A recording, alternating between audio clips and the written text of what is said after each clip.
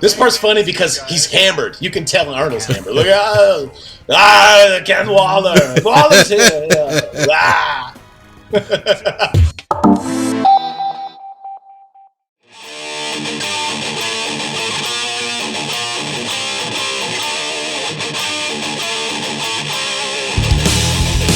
Bodybuilding nerds, unite!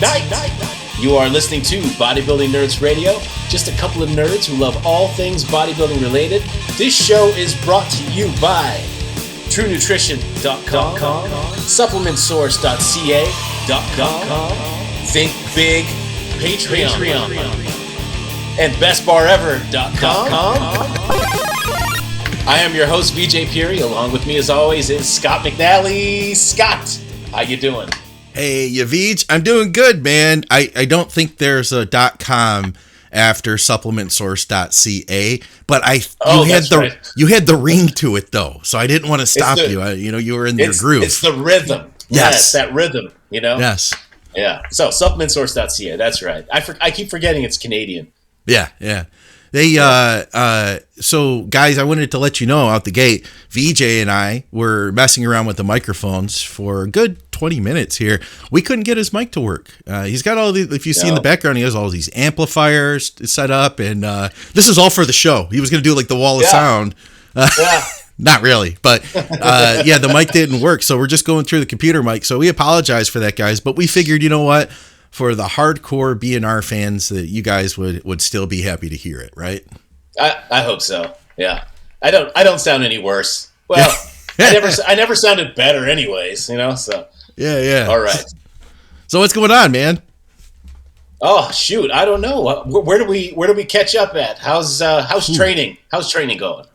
I'm just getting back into it. I had like a little bit of a downslope with my recovery, and took a little bit of a dial back, but I'm getting back into it. And the thing I'll tell you is this, man, that I feel like no matter where we're at in bodybuilding, we can get overwhelmed. You started out doing one thing and just having fun with it, and before you know it, you have to take 9 supplements before you eat your last meal before training, and then you take 9 more supplements and 3 injections, and then you have to mix up a shake that you drink before you train, and one for while you're training, and then one for after you're training, and then take another shot, and it becomes overwhelming, right? Your expectations go up. So I'm always trying to remind myself, like, what about all the fun side of it? And I remind myself of like being a little kid, putting those plastic weights, or I eventually got steel weights, putting those weights on the bar at my parents' basement. Those were freaking awesome workouts. So if I can replicate the fun I had there, it was a successful workout. You know what I mean? Yeah, for sure. Yeah. So you've been kind of getting back into it then. Yes, probably about a week or so down, and now, like for instance, man, here's what my workout looked like yesterday.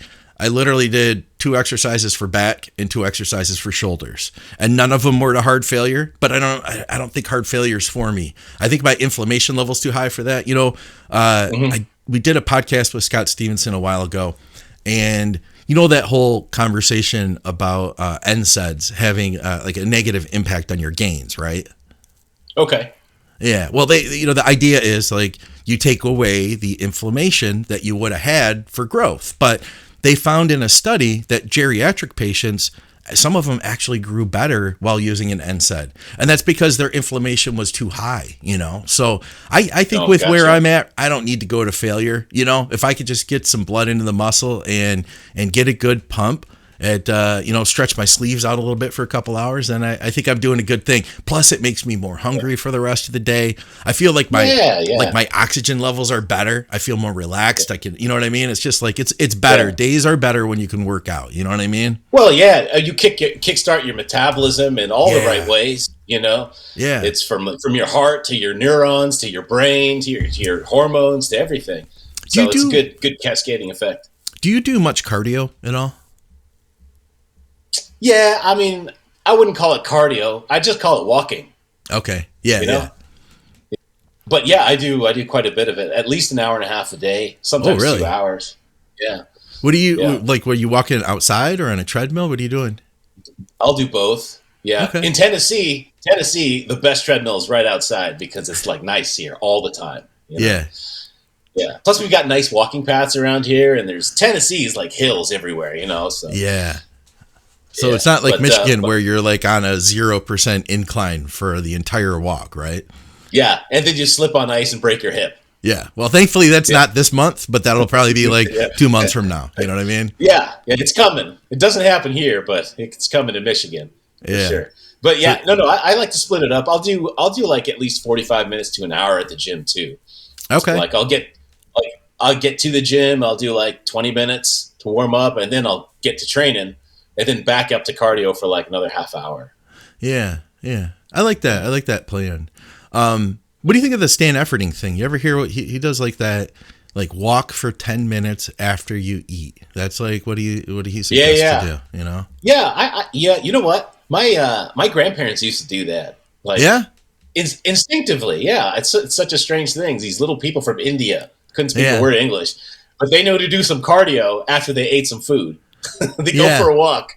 Yeah. That's right. I always see Indian people walking around in the evening. And it's probably like after they ate dinner, That's it. Yeah, you knew they had a belly full of Indian food is what it is. You got to walk after that.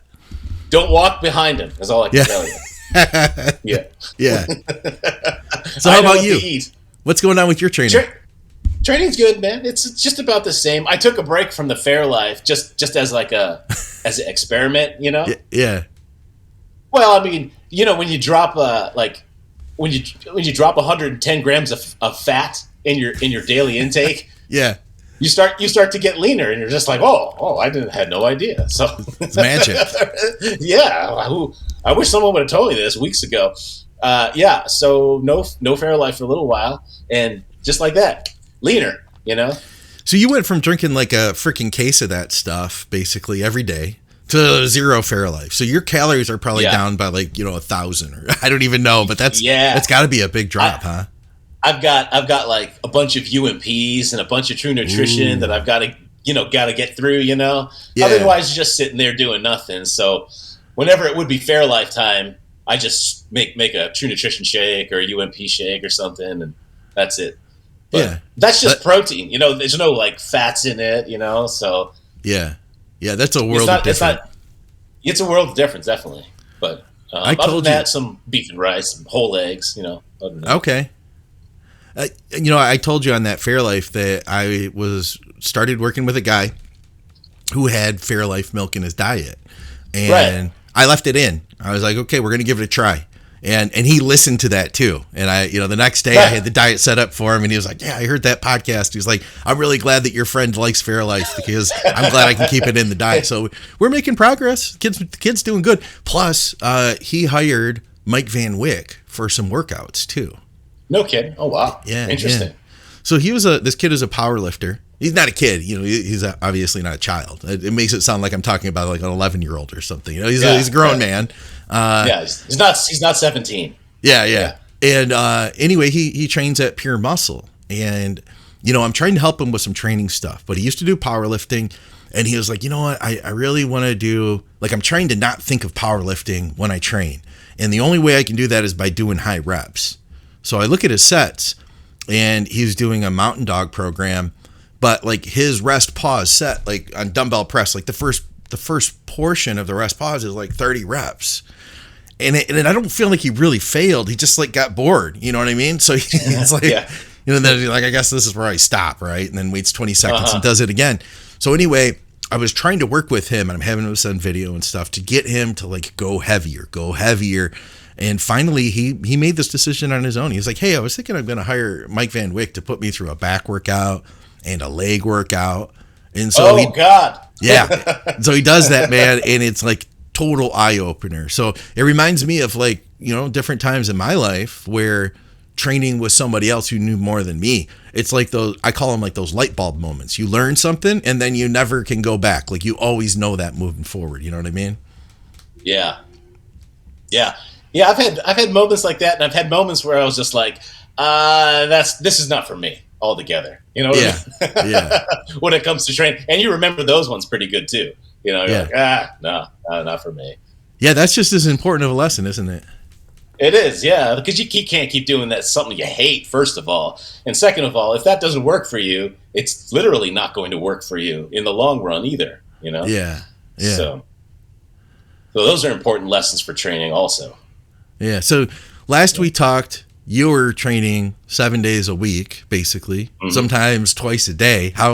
Are you still doing that exact same thing now? Oh yeah. Yeah. I do twice a day, except for like Saturday or Sunday, or sometimes both, depending on if I'm wore out or something, because Saturday is more of like a tougher leg day. It's like the tough leg day in the week, Right. So sometimes I don't want to train after that. A couple hours later, I'm supposed to do delts again. I'm like, I don't think so. Yeah, no. So, but no, most days are still two a days, upper body, lower body, or vice versa. Did you already train today, this morning? I did. Yeah, I did a light quad day at the gym at True Fit Donaldson, Nashville. Okay. I think we're getting a little bit of a lag. Oh, okay. Yeah. Well, let's do this. Yeah, just hang up and then call back again, and that'll work. All right. Cool.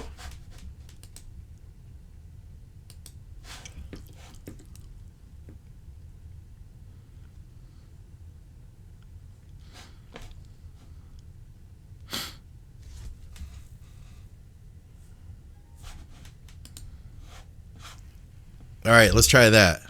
Check. Microphone, you're back. Check. You're back. Yeah. You were starting to look like one of the a Bruce Lee movie. Oh, was it like pixelated?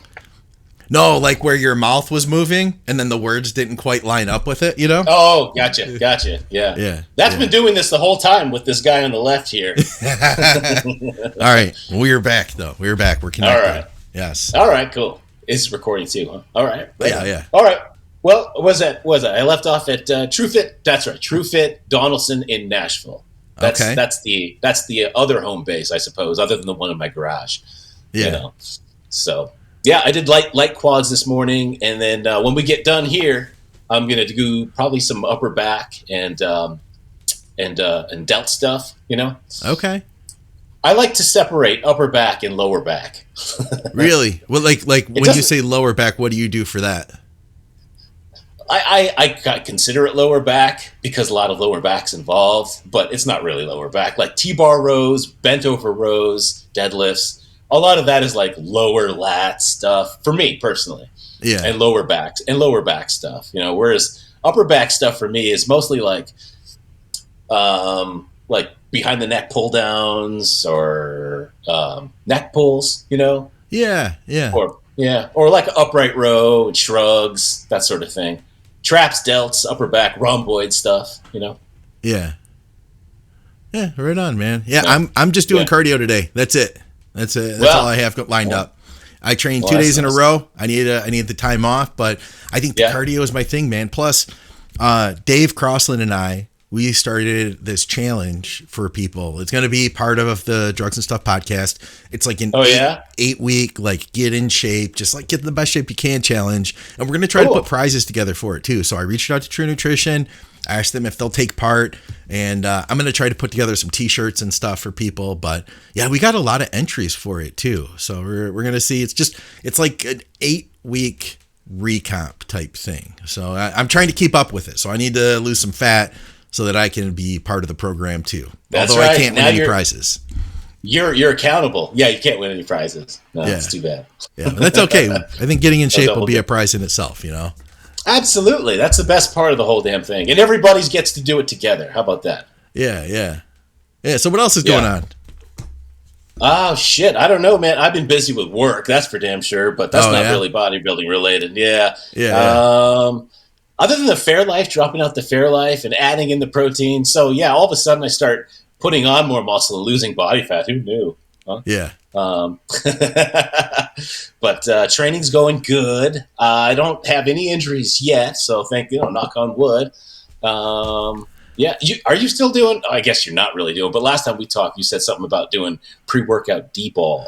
Yeah, I had to pull it out before workouts. I had to pull it out. It was part of the issue too. I got like the Tren cough when I took it one day, and then after that. After that, I was like, you know what? I'm done with this for a while. So I took a break. So I'm literally just on like legit for real TRT now, and that's it. What does Dr. Stevenson say about that? like, where does the cough come from? Because it's not just Tren. Yeah, it's possibly. I don't think they have any there's never been research studies on Tren. No, I don't. The cough. You know what I mean? I don't know how they could. They should. So when it happened, I was getting ready to record with him actually, and all of a sudden, do you remember back when I had really bad stomach pains after I competed? It was 2015, and I got super lean and pushed the weight way down, and then after that, I remember my stomach hurt really bad going to that show. It was from getting the Tren cough. So I discovered that it'd be hours later. So I took a shot that morning, and I got this funky taste in my mouth, and kind of wanted to, my lungs felt tight. And then a few hours later, man, I started getting pain. And it's always right at the solar plexus area. Yeah, epigastric area. Yeah, like a gas pain that's just freaking stabbing. And then all of a sudden it's oh my God, I'm supposed to record with Scott in 5 minutes. So we talked, that first topic was about Tren cough, and his thoughts were that it is the solvents, basically just trying to escape and aspirate through the lungs is what it comes down to. Yeah, I've heard that theory too. That makes the most sense to me too. So whatever they were using, I don't know if it's just the people making it or whatever, putting extra solvents in there. I don't know what the deal is, or how your body's just reacting to it at the time. Yeah. So I figured enough was enough for that. As much as I would love to stay on injectable D-ball forever, you know what I mean? There had to come a day that I took a break. So I'm on a break from it for now. Yeah. It makes you feel good. Your pecs are all round all the time. Who doesn't like that? So what's up with your stuff? You were running what I would consider to be and it was funny because the listeners were like, oh yeah, Vijay's running some pretty serious stuff now.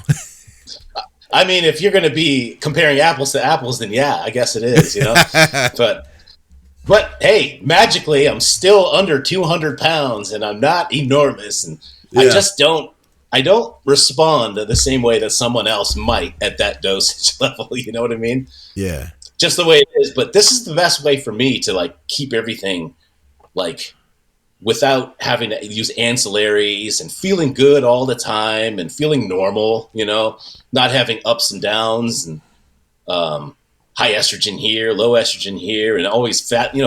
Battling that dragon sucks ass, man. It's the worst thing about TRT. I was trying to figure out your estrogen levels all the time. But with this way, I don't got to worry about it. Don't got to worry about it at all. Yeah. I will say, though, the Winstrol that I sprinkled in is definitely hurting my elbows now. Oh, no kidding. It does start. Yeah. How long until you started getting the Winstrol joint issues? Okay. Well, I first of all, I started off at 50 milligrams because that's just what I thought I was supposed to do. Yeah. That was a mistake. That was within 3 days I started getting the elbow pains. So I was like, I don't think so. I'll cut it down to 20 milligrams or half a tab. And then I was able to run that for weeks and weeks and weeks, and still am. Yeah. I think I'm on week 13 now. Okay. And now I'm starting to get a little bit of it in the knees a little and in the elbows. And that's where I would normally feel it if it were if I were running some sort of DHT type of compound or something. Yeah. Do you notice any more strength from it? I can't say that. I'm not 100% sure. I don't really test strength too much, though. You know what I mean? Yeah. Maybe a few more reps here and there. Yeah. But as far as strength, I don't push. I don't push it. 120 dumbbells is all I'll use as far as the heavy stuff goes for pressing, or 3 plates for bench press, 3 plates for squats. That's the cutoff. 3 plates for bent over rows. Those are the cutoffs. You know what I mean? I don't go any higher than that, so I couldn't really tell you. Yeah, I get what you mean. That's still heavy. Yeah. I guess I can tell just because I feel sometimes when I pick the dumbbells up, it could be whatever, I don't care. Maybe it's an 80-pound dumbbell. Sometimes that dumbbell feels really heavy when I pick it up, and other times I just grab it. You know what I mean? Yeah, you just scoop it right up sometimes. Yeah. I've had some scoop it right up moments before, and I was just like, oh, damn. Yeah, I wonder if it's the EQ or the Winstrol. I don't know what that. You know what it was? It was the Dairy Queen I had yesterday. That's what the fuck it was. Yeah. Yeah.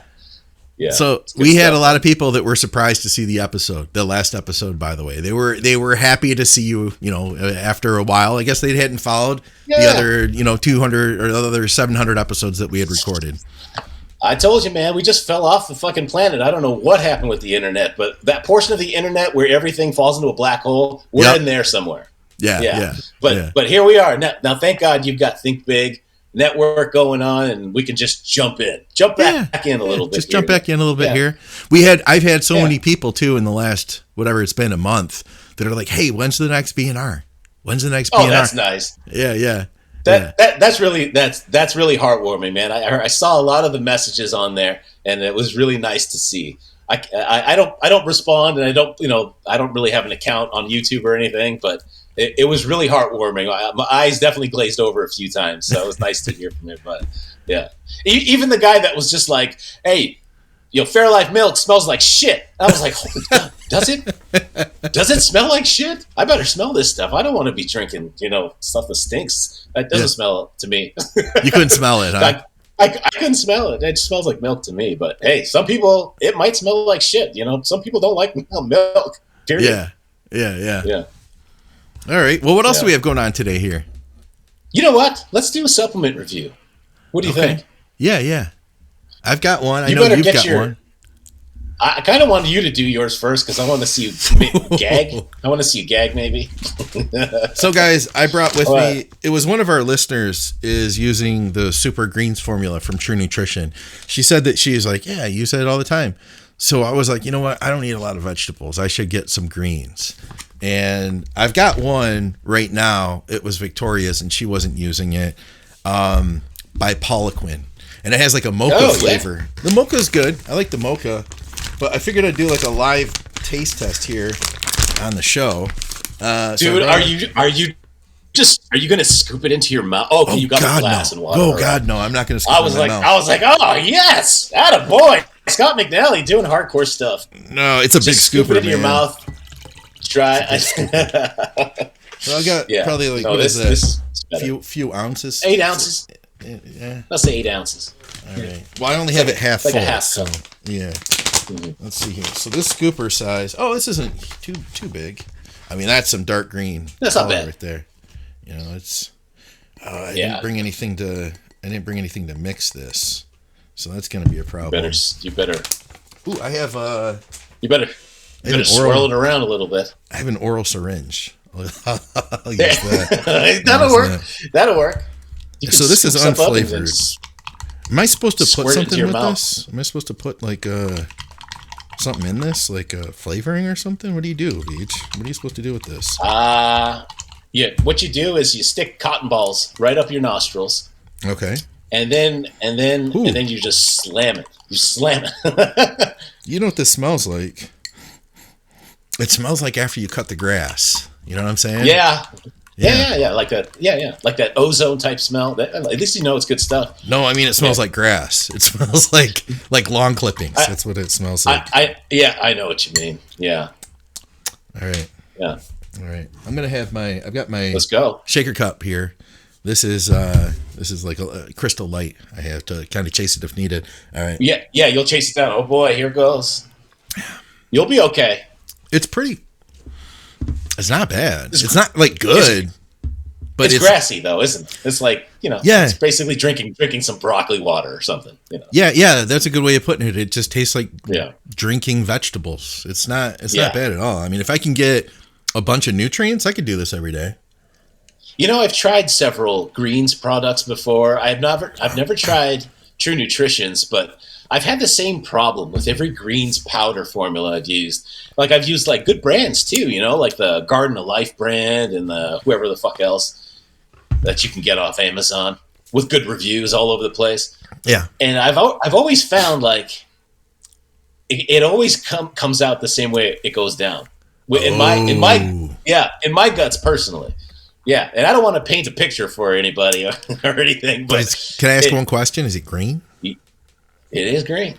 Just like it goes in, it comes right out the same way. So I was like looking at it like, what am I wasting? Why don't I just swallow my monies whole instead? You know what I mean? Yeah. Yeah, it's silly because I mean, you should be getting something out of. I should be personally getting something out of that. I mean, you would think so, but no, comes out whole. So that was the end of that. I just haven't wanted to try another product still. Yeah. So you'll have to let me know how your bowels take that, Scott McNally. You know, give me a call in the morning. No pictures though. No pictures. no pictures. Just I would say update. It wasn't as bad as I expected. First of all, yeah, I could do that every day. Definitely, it's not something I would ever look forward to. I don't think I wouldn't be like, oh, I really want to taste that. I really want to taste grass. You know what I mean? It's yeah. I mean, it's like, you know, scooping up something out of a pig trough or something. Like, here we go. This is the same smell. Here we go down the hatch. Yeah. So I mean, I've had some greens formulas that tasted really bad too. So this is all right. This is a super greens powder, alfalfa, wheatgrass, barley grass. That's the main things here. It's the grass. That's why it's so damn grassy, right? It's that barley grass. Yeah. Yeah, I don't mind it. I'll tell you what, man. So yeah, 1 scoop is a serving. The alfalfa. Yeah, 0 fat, few carbs, some fiber, 3 grams of sugar, 7 grams of protein. All right, I'll take that. I mean, not like it's good protein or anything, but it's that vegan kind of protein. Right. You know? Exactly. Yeah, it's all right. It's all right. And here's what I noticed, man, is that every time I did a contest prep and I used a greens formula and I ate more veggies, I didn't get sick. Every time that I kind of slacked on that stuff, I'd end up getting sick during the prep or after the prep. So I think it's something I'm going to commit to in my old age now. I think I can use, you know, it's time. It's time I start a greens formula in life, I think. Hey, if your body can digest it and you can use those nutritions, and micronutrients, and you go for it, you know? Yeah. I got my, it's a whole lot better than a fucking plate full of broccoli. No thanks. Oh, God, yeah. That's what I'm saying, man. You know? Yeah. What do you got for us? I got this. Check this out. I don't know if you can see that. I can't read it. If I go back a little bit. All right. This is a product from Himalaya. You know that company? Himalaya? Oh, yeah. Yeah. Don't they make the Live 52?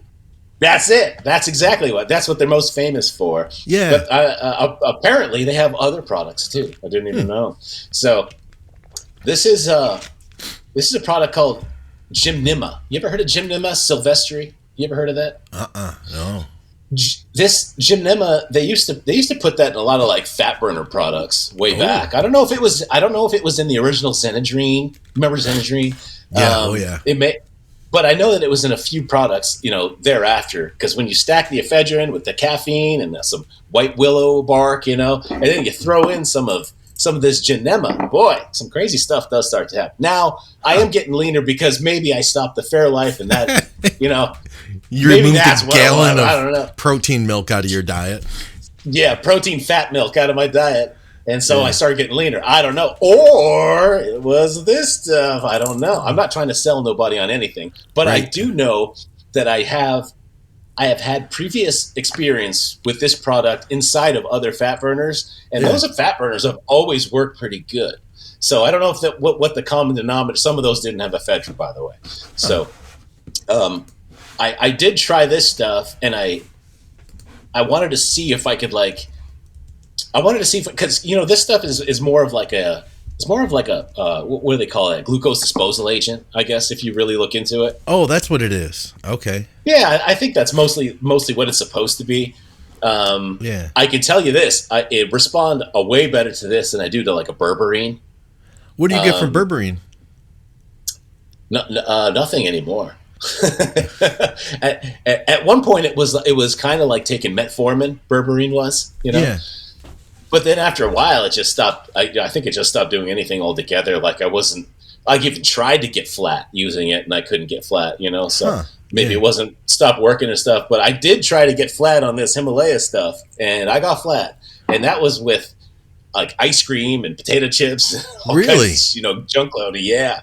I took 3 servings of that just to see. I was just like, man, I don't know if this is just in my head or what, but when I take 2 servings a day and I eat my regular meals or whatever, and I go to train, and then in the morning I'm like hard looking and lean and like dry, you know? Yeah. And I was just like, okay, this is a good look. I like that.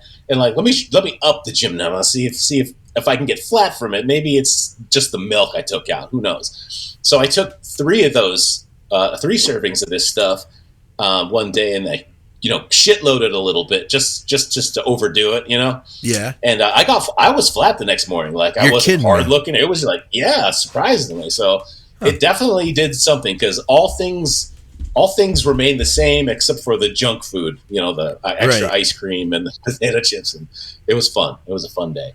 Even with removing the milk, I feel like even with removing the milk, like you probably went well above what you would have been. Plus, you probably got more sodium and all. I would expect you to not be flat the next day. So that's pretty incredible, man. Yeah. So I was sold. I'm sold on it. Like I've used it before. I never made the connection with it. You know what I mean? I just figured, it's just part of another formula. You don't know anything about it. So I just figured it worked with however that supplement worked, but try it on its own, and I really liked it, man. I really like it.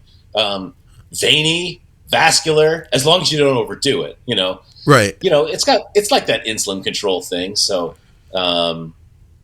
it works good. I got nothing bad to say about it. And Himalaya is a good supplement company. They've been around since forever, 1930, I think. Oh yeah. And they source most of their stuff from India. They're like an Indian company, so they got their hands on the real good stuff in India anyways. And I know their country is they don't like people to fuck with their supplements. And they don't like, they're heavily regulated, Oh, okay. Yeah. So I'd imagine that the stuff coming out of this company, especially if it's out of India, then, it's going to be good quality stuff. I just imagine. Yeah, I've always thought of I mainly know them from the Live 52 product, and I remember seeing 1 or 2 other things that I used from them. It's been years though. I always thought of them as being a stand-up company, Yeah, I mean, if they've been around since 1930, they're doing something right. Yeah, yeah. And this is one of those caplets. They're like caplets where they're, you probably can't see them, but they're green. They've been pressed from the real stuff. There's actual bioavailable stuff in there. It hasn't been powderized into something white and packed into a capsule, Right. So it's still got sustenance to it. I don't know if that has anything good to do about, if that's a benefit or not. I have no idea, but I'd imagine it's, closer to the real thing. So I like it. I like it a lot. I could see that. Yeah. I could see that. And how long ago did you start using this? I want to say about probably 2 weeks now. Okay. Yeah, and I did my experiment maybe 4 or 5 days ago. So. Oh, okay. So you got you did the experiment. So you were using it already, but then you're like, hey, I'm going to go hard, and this would probably make me full afterward. But instead, it just flattened out using the supplement. Flattened way out. Yeah. So now I go back to how I was using it before, and everything's good. Full, round, vascular. It's good. I noticed though, because I train fasted, in a fasted state, so I'm not real veiny at that time, anyways. Right. But I found that this stuff will make you even less veiny if you're fasted and you take that pre-training or something. So I know it's doing something for the blood sugars. You know what I mean? I know it's definitely disposing glucose. Yeah. Oh, nice. And how much was that stuff? It was pretty inexpensive, man. I want to say about maybe $12 or $13 on Amazon. Okay, yeah. Yeah. I'd have to try that. I might have to give that a go at some point. I found I'm the same way, man. I found that berberine doesn't seem to do a ton for me. I have to take high doses of it, and I've seen it seems like it works good for people that don't really need it, if that makes sense. But if you actually have, I don't know. I just feel like there's been a few people that I've worked with lately that had high blood sugar, pre-diabetic blood sugar. And I was like, hey, let's start with berberine first and see what we can do with that. And in all 3 cases, I was very disappointed with the results. Oh, that's too bad. Yeah, I don't know. I don't know what it is, man. It's just some people respond really well, and some people respond really well just at first. Then I don't know if their bodies just adapt to it or they don't like it, but that's the one thing about metformin. It's just always very consistent, no matter how long you use it. Yeah. Versus something like berberine or something. And that's where we went 2 out of 3 times. Was with Matt Foreman, and one of them is even using the Ozempic semaglutide, and that's like next level stuff, man. If you were to take that, Vij, and you're eating like one solid food meal a day, I don't know what would happen. You would just have to stop eating then at that point. Yeah, I would be probably like 103 pounds. Yeah. And that's like what Sean Clarita used to weigh when he first started competing. You do like the reverse Sean Clarita, basically. Yeah. I'd be the worm killer. Yeah. No giant killer here. Oh, and by the way, guys, use code THINK for True Nutrition if you want to check out the greens formula. Yeah, I don't think this is bad, man. I kind of wanted to burp while you were talking. I felt like a little bit of a greens formula burp, but it didn't happen. Yeah. I've had many of those vegetable burps. I know exactly what you're talking about. Yeah, it says harvested at peak potency. So there's that. Oh, so it's comparable to 1 standard serving of vegetables. All right. Yeah. What is a standard serving of vegetables, I wonder? What do they say? What do they say it is? I don't know. Let's find out. It's like a bowl full of Brussels sprouts. I like Brussels sprouts. Nothing makes me gassier than Brussels sprouts, though. Maybe cauliflower. Cauliflower is pretty gassy. Oh wow! A half cup cooked of green or orange vegetables, 75 grams is considered a standard serving. All right, that's pretty low. Oh, okay. That's pretty low. Yeah, I thought it would be a lot more than that. Well, I figured it was going to be like 2 cups or at least a cup. Yeah, that's what I figured too. Yeah. So people are overeating their vegetables, huh? Is that what's happening? Not me. Right? Yeah. Yeah, I'm definitely undereating my vegetables. Yeah. My vegetables come in like a red paste and a yellow paste, and they go on my burger. Yeah. That's them. All right. What else do we got today, Vij? We have. I think we've got some listener questions. Ooh. Believe it or not, we came back. We came back for one episode. How about that? We got some listener questions. Huh? We did. We got one. We got a couple from George White. It's crazy, man, that some people have been with the show all the way since the beginning. You know what I mean? It blows my mind. I mean, 2014 was a long fucking time ago. You know what I mean? It's like, when you do the math, you do the math, 10 years, decade off your life, All right. So George White says, bodybuilding nerds unite.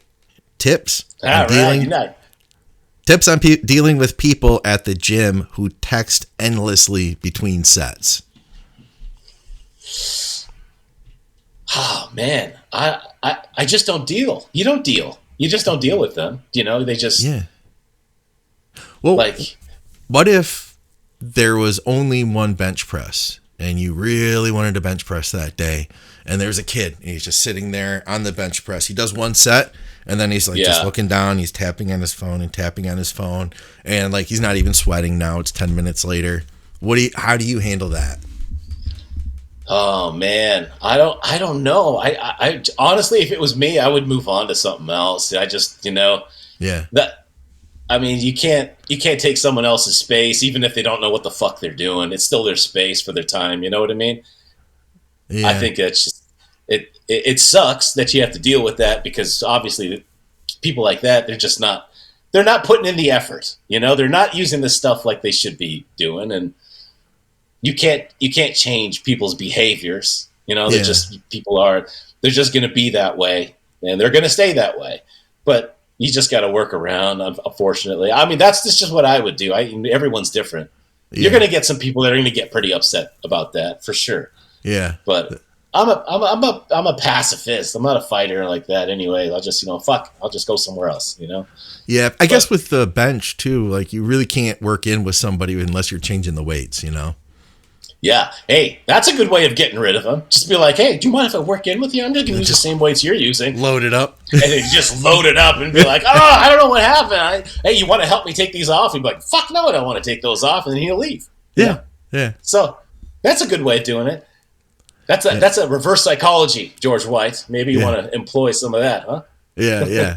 Yeah, I feel like it depends on the what they were doing. If if they were on a machine that I could jump in and just like change a pin, then I might be like, hey, you mind if I work in with you, and be real friendly about it, Yeah. But if it was a machine where you had to like change all the weights, like a squat bar or a bench press, then maybe I'd do something else too, Yeah. Or you work in and you get real sweaty and you just start sweating over everything, You're like, oh God, everything. I'm so sorry. I'm so sorry. I didn't know this was going to happen. Do you want to keep doing this or do you want to move on? Because I'll just stay. Yeah. There's workarounds. Let's see what else we had here. How do you determine when it's time for a refeed? Mental part is not an issue. So it sounds like he's dieting down currently. Yeah, it sounds like he knows what to do with his hunger. Yeah. What do you say? What do you think? What would you say is a good time to do something about your flatness? Well, yeah, flatness, that would be a sign, right? So yeah, I would say that it depends on the person, but I found some people, man, you got to diet them really hard. And I'll use an example of this guy, Eddie, that I'm working with right now. And he hired me at like 7 weeks out from his show. And he was like, hey, man, I don't feel like I'm where I need to be. Do you think you can help me? And I told him flat out, like, I really don't know, but we can do our best, And I don't like taking situations like that a lot. You know what I mean? Because 7 weeks is like a weird time too, because it's like I could potentially help you out, but I could potentially do nothing at all either. It's like not enough time, but so. But I looked at his plan. Yeah, I looked at his plan and I was like, you know what? I think we can, based off of what he was doing, I was like, I can see some stuff here we can change, and that's at least going to get you ahead. And he is looking better now. And I think we have like 3 weeks now. So we're coming along. But so we pushed and pushed and pushed, and the scale was coming down like 2 pounds a week.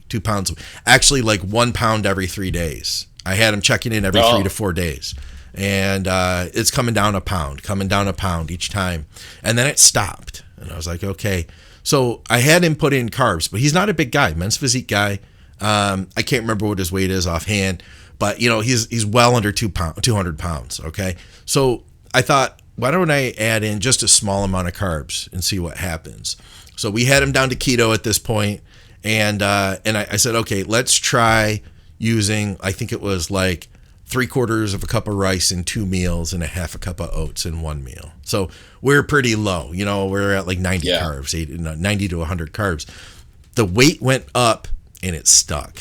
So I learned he wasn't ready for it yet. Ideally, I want to give you a high day, and the next day or 2 days later, you might even be a little bit lighter. You get that, like, everything goes to the muscle, sucks all the water into the muscle. You feel better, you look better, you sleep better probably, and you're stronger. I would say people generally need to push longer than they think before it's time for a refeed. That's always the case. Always the case. Like whatever you think is your next cheat day, add 7 days. see how you look after that 7th day, and if you can't get a pump, no matter what, you've got no vascularity, no matter what you do, then probably, it's time. But you really need to push much further than most people think you do. Yeah, I really think so too. How would you go about handling a refeed? Well, give me a scenario. Like, okay. Let's take a guy, somebody different than Eddie. We'll say this guy's using a decent amount of carbs. Let's say that he's got we'll say 200 carbs in the plan every day, Okay. And let's say he's 220 pounds, and he's got to get to let's say he's 215. All right. He still has 8 weeks left, and we know we're going to get him down to, like, ideally he'll compete about 11 pounds, 12 pounds lighter than this. Oh, okay. So yeah, he's eating a couple 100 grams of carbs a day. Well, shoot. I mean, I don't know that he would ever need a refeed at maybe at some point. You know what I mean? Like, that's a lot of weight to still have to drop, and that would be purely based on, like, multiple check-ins every 3, 4, or 5 days, just to look at the scale, but not just the scale, but to like look at the flatness, look at the muscle. What's it doing? Is it coming alive, or is it just looking flaccid? Because the reality is you got to be flat a lot when you're dieting. There's just a period where you're just chronically flat, and that's just the way it is. Your body's got to get used to using body fat as a fuel source and not always using carbohydrates, stuff you're eating. What about the stuff that's all over you? You got to use those calories. And in order to get there, you got to be really, really flat for like prolonged periods of time. I with a guy like in your scenario, I would go like at least 2 weeks and then gauge from there if they would even need anything. I don't know. It would be 100% based on pictures and weight. If they're dropping weight, that too. Yeah. How about like maybe a better scenario? Because I feel like more of our average listeners, let's say it's just a guy who needs to get into better shape, and he's been dieting for like 2 months now, and he hasn't needed to do any kind of refeed yet. But now you're at that point where it seems like he could use something. And he's probably, we'll say he's using like 3 carb servings of 45 grams each through the day. And he's been cooking along at this. And maybe you've been removing food and adding cardio, adding a little cleanse. And now it's been like 8-10 weeks into the diet. And you say to yourself, like, okay, this guy needs a refeed. Would you just add more clean carbs or give him a burger? What would you do? That would depend on like how he responds to like the carbs that are in his diet, already. Like, are those good carbs for him? Have they ever had like, do they not respond very well to cheeseburgers and stuff like that? Does that fuck up their guts does that give them gas or bloating or anything, Because those are all things I would consider for sure. But if they've generally not had a problem with a cheeseburger, I'm always going for a cheeseburger, or 2. And some fries. I like to throw in some fries. If I'm going for like a refeed and I want to refeed someone, I'll definitely go for fries. Because of the salt and the potassium, burgers for sure too. Yeah. Yeah. I like the burger and fry. Yeah. I think that's a good one. Yeah. I don't like pizza. To this day, I still think pizza is a terrible idea for a refeed. I agree. It's just too many calories. It's just too much dough. It causes so much inflammation the next day, the next few days. It's like, it's a great way to wash out everything. You're going to get full, all right, but now you might be going backwards a few days too, with pizza. It just seems like it that way anyways. Yeah. The best clean eating hack is fill in the blank. Fairlife whole milk. Clean eating hack. I don't know. Shoot. What would you say? Fill in the blank. Oh, best clean eating hack is, man, it's a tough one, Vij. I know. There's so many things you could. There's a lot of hacks out there. I mean, you could go against the grain, and one of the best, actually, you know what? The best eating hack there is being comfortable with your hunger.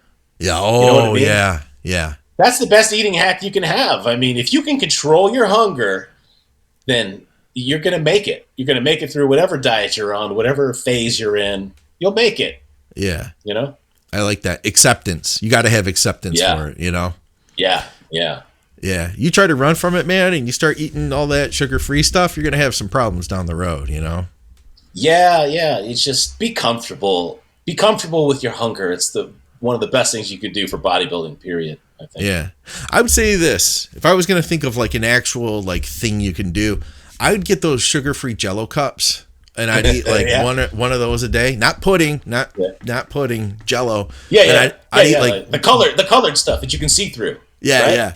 I'd get one of those out, and I'd get a little spoon. I'd like try to take little bites of it, take little bites of it, and it just like gave me something sweet, either that or man, Beverly International mix that pudding up, make pudding with your protein powder, man, that's delicious too. What about some Diet Wild Cherry Pepsi? What about some of that? Now you're talking There's my an eating language. hack for you. Hell yeah, that's good stuff. Oh, by the way, Coke Zero Cherry, also excellent. I'm not a fan. I'm not a fan. You don't like it? No, it tastes like There's kind of like a Dr. Pepper quality to it or something. There is that. Yeah, I like that though. So I don't like Dr. Pepper, so that's okay. Okay. All right, that makes sense. But I like the wild cherry. Well, you introduced me to that actually. Yeah, that's good. I did. Yeah, that's good. See, that was a diet. That's an old school diet hack right there. Oh yeah. Ron was saying that when he was in Australia, he was hanging out with these like really big jack dudes, and they would just order regular Coke. And I heard that. Their mindset was like, we just, if we're going to put calories in, or if we're going to drink, if we're going to pay for something, it's better have calories in it. Yeah, those Australians need to be reminded of the thing called diabetes. It's not always good to throw just calories in all the time. Yeah. That's what we had for listener questions, though. There's some good ones. Yeah, that's good, man. That's good topics too. Yeah. About to go in.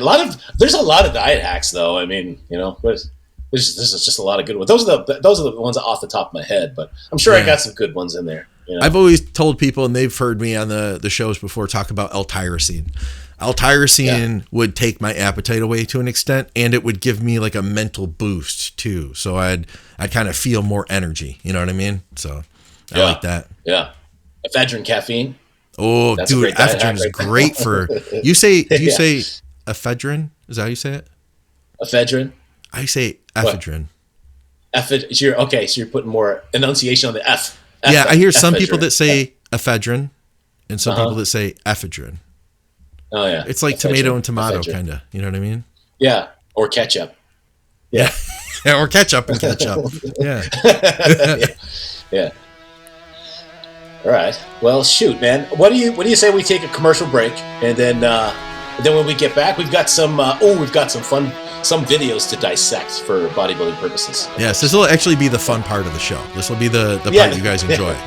That'll be all right. We'll be right back. I reached a point in my workouts where I just couldn't gain anymore. Then I found Cybergenics. In just 8 weeks, my body fat went from 9.5% to 5.2%. And I gained 8 pounds of pure muscle. The Cybergenic system of supplements, training, and diet transformed my body like I never thought possible. And I'm comfortable knowing Cybergenics is all natural. 8 weeks ago, I never thought I could have come this far, this quick. But thanks to the Cybergenic system, you can see just how far I've come. Cybergenics worked for me. Cybergenics Total Bodybuilding System is available at all general nutrition centers and where other fine health foods are sold, or by calling 1-800-255-8989, extension 3103. That's 1-800-255-8989, extension 3103. Cybergenics Total Bodybuilding System, the natural approach for bodybuilding. Hey, what's up, guys? I have a lot of people who reach out to me on a regular basis who are trying to more effectively reach their goals. One of the biggest mistakes I see people make is that they're not getting enough protein. And there's only so much chicken breast we can eat through the day, but we can easily add a high-quality protein supplement to boost those numbers up. True Nutrition has just about every protein powder you can think of, from high-quality whey isolate. If you don't tolerate lactose, then you could use their beef isolate, or you could use their pea protein isolate if you don't eat animal products. They literally have everything you'd think of. I've believed in them for like a decade before they advertised with us, and they never went out of their way to say like, hey, we want to promote our stuff through you. I literally asked them because it's a company that I believe in, and at the end of the day, I want to see you guys reach your goals as effectively as possible. So if you use our code THINK at True Nutrition, you'll get some savings, you'll help to support our programming, and you'll get some high quality products to more effectively reach your goals faster. And we are back from commercial break, and you're not going to believe this. Scott McNally and I, first of all, we're old friends, and we're kindred spirits. And sometimes, a lot of the times, you end up thinking about the same stuff, even when it's at the nerdiest stuff that you can think of. Oh yeah. And so we chose. We're like, you know what? Hey, let's do a B&R show. Let's pick a couple of videos that resonate with us, and they're bodybuilding significant. We'll talk about them on the show. I'm like, of course. And just the other day, I did my semi-annual pumping iron viewing that I like to do twice a year. And I was just like, oh, man, I wish Scott was here and we could totally talk about this whole movie. And I was like, that's too long. That's 2 hours of talking about one movie. What we should do is pick a clip So I went and I picked a clip, and I was just like, "Hey, Scott, I got the best clip ever." And he was like, I got the best clip ever. And he's like, it's a pumping iron. I was like, mine's from Pumping Iron too. And so I send this clip over to Scott. He's like, this is the exact same clip I picked. So we're going to talk about it with all the viewers today. This will be a good one. Yeah, we figured. What's the good? Yeah, I was going to say, just like, if you guys hadn't seen Bodybuilding Nerds before, a big part of the show is we used to review the other bodybuilding podcasts, but we figured that, you know what, there's so much other bodybuilding content out there. Why don't we just talk about everything we like, And I mean, so many good YouTube channels, and I got some stuff from Instagram today that I wanted to show you. So we'll go over that. But I think this is a great place to start, man. And I've got a YouTube Premium set up now too, so we don't have to watch any ads. Let's see here. I got the Pumping Iron song just stuck in my head all day. That's funny. You can ask Victoria. I was singing that as I was getting myself together to record the show. Yeah. I came home from the gym and I was singing it out loud as I was getting my wife recognized that song. She was like, "Hey, I was too. That's Pumping Iron song." That's funny. I was too. So this is behind the scenes stuff, I guess. Yeah, this is the stuff from Pumping Iron that got cut out. Well, just a bit of it, anyways. Yeah. It's just too much pressure, I mean, I'm competing now for 10 years, and after 10 years I feel like it's enough, You have to let other people have a chance, and just leave as a winner. Yeah. Suppose Louis beats you. He doesn't. It's true. I mean, it's true. Yeah. Hey, this part is pretty cool. I wish they would have left a little bit more of that in the movie. Yeah, no kidding, man. Look how young Arnold was there still. I know. God. In this outtake, Arnold look at that. Look at those guys. Routines for the upcoming contest in South Africa. Look how dark Robbie is. Oh yeah. With this one. And Louis He's so dark. With this one. Louis don't follow that one? He could, but Arnold has done. You know what I mean? Okay. Almost nothing in the movies, but it was really a fantastic, I think, sequence. Just to show again that we were all. That's great. It is. They should have kept that in the movie.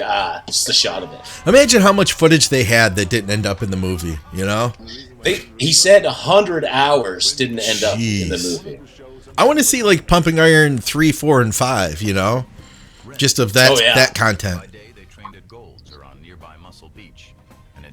Look at that. Off steam. This part's funny.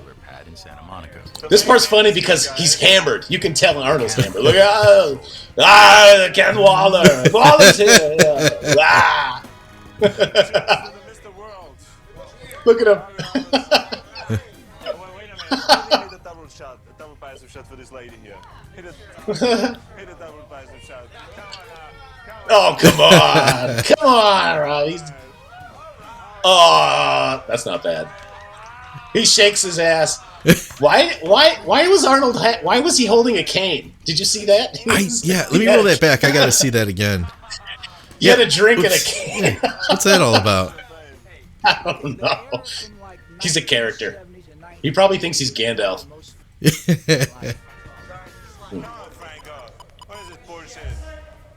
No side chest, not front chest, Franco. Side. Man, look at that cutout tank top Franco has. He could show his back with that. Yeah, It's a major back cleavage with that tank top. I've been dressing a lot like that at the gym lately. I think it's like a lot of those outfits. I'm wearing the same stuff at the gym typically. Yeah? Yeah. There's nothing wrong with that. No, I'm comfortable with it, and it reminds me of the 1970s era, and I train better that way. Yeah. So, you really set the scene when you've got cut off tanks and cut off shorts and stuff. Yeah. Are you doing cut off shorts? Yeah, and then I put some Under Armour long underwear underneath it. Okay. Well, how Sometimes. short are we talking here? Are we talking short shorts? Short. My balls can hang out kind of short. So there's quite a sight at the gym then. Oh is what yeah, you're telling me. It would have to be. They were like, did this guy just fucking time warp from '73? Who is this guy? Did you see how raw that meat was? I did. It was kind of grossing me out. Because it was hamburger. Yeah, let me see that again here. I'm gonna. Yeah, look at Hold it. on. There it is. Let me get it back just a little bit here. Here we go. Yeah, that was like raw meat in the middle. Yeah. My cats, you should know better than that. Yeah. I guess when they're making hamburger, it's like they'll check the temperature gauge, as long as it's over a certain temperature, they'll serve it. Yeah. They turned Schwarzenegger and Mike Katz loose in an amusement park. Yeah, we didn't see any of this. Yeah. I feel ripped off.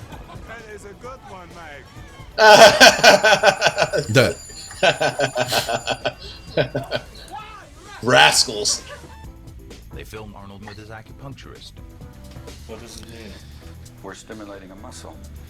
Okay, good night. Watched him get a haircut. Ask Arnold what sort of clothing he competes with. What kind of clothing do you wear in competition? Little tiny posing trunks. Do you have to talk at all? No. Except if you're the winner. So I talk a lot. Yeah. They were shooting, even overshooting, always looking for material to reveal Arnold's motives, his character, and what seemed at the time to be insanely ambitious dreams. Yeah, I remember this part. So many times Do you remember? Do you remember the DVD that came out? I do, and they had like all the edition. Yeah, they had all the bonus footages. I think this is part of that, isn't it? This is definitely part of it. I remembered it because I remember this part specifically where they were like, "Oh, we tried to get to the bottom of Arnold and his attitude, and we wanted to figure out if there's anything more into him. We wanted to make him cry and stuff." And he was just like, he would not break character at all. No kidding. All right, let's hear what he says here. Then I want to hear this. Yeah. Try to be the best in something else. Like what? I would like to get into acting. So there was a tremendous struggle to make this movie really work and to make it really interesting, not only for the bodybuilding crowd, but for the general population. In this outtake from Pumping Iron, Weider and Schwarzenegger discuss the very this part's pretty cool. That the champ might actually lose to the larger and hungrier Ferrigno. You were the one who saw Lou in New York just a few days ago, so how does he look? He looks very, very massive. Well, he was my idol. He taught me getting into bodybuilding. Of course, you have an idol. Like, if you want to beat your idol to be the best. 1969, nobody has beaten me, so why should he come around now all of a sudden and break my record? I don't know, he's training real hard. Well, you will see. He's massive and he's built almost like you. No. What happened? He's not built like Arnold. In an attempt No, he's not. The one thing they have in common is like a huge chest, like good, most muscular. That's about it. Yeah. But like, reveal vulnerability. It didn't work. This is that part I was telling you about. Oh, okay. You get scared? Sure, I get scared. Of what? What scares you? The unknown. He felt like he couldn't get through to me because I was this kind of one-dimensional guy that was just like made of steel.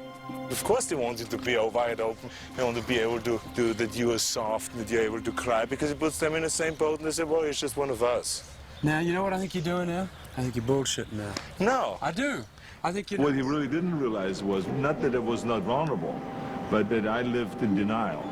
My whole life. It's always like whenever I felt pain or anything like this, it was like I forgot about it. I dismissed it. That makes sense to me. Maybe it has to do with competition. Yeah, that makes more sense. I mean, he's not a robot. Look at his calves. I have shorts like that. A really fundamental. I don't have calves like that. I wish I did. So what? Scott McNally knows about calves. Yeah, people said he didn't have calves, and then he did have calves, huh? Like he got them 1 year, right? Yeah, that's the thing, man. He went to go visit Reg Park in South Africa, and he stayed there for like a few months. This is just a story. We should ask John. He would know for sure. But then all of a sudden he had huge calves. You're like, I trained them with Reg in South Africa. That's wild. Well, maybe he did something he never did before, Yeah. Like there's PRP Reg now, huh? Yeah. Who'd gone on to star in Hercules movies in the 60s. I think what perhaps happened to me about 15, 20 years ago is happening to you right now. I know, it's this incredible thing. The parallel is unbelievable. Yeah, it's like a repetition. Yeah. That's what it is. Yeah. And I think that's why I looked up to you so much right from the beginning. He was a kid wanting to emulate what I'd done. So it was a great compliment to me, and I took it in that sense. Yeah, I remember in particular this one dream because I felt like I was dreaming for 8 hours, the whole night. And it was just... they didn't use any color back then, too. Remember that? There was like no tanning yet, like pre-contest tanning. There was no pro-tan. There was no sunless whatever the hell. And that's just... They had the sun, and that was it. You remember when I had Jantana on the show?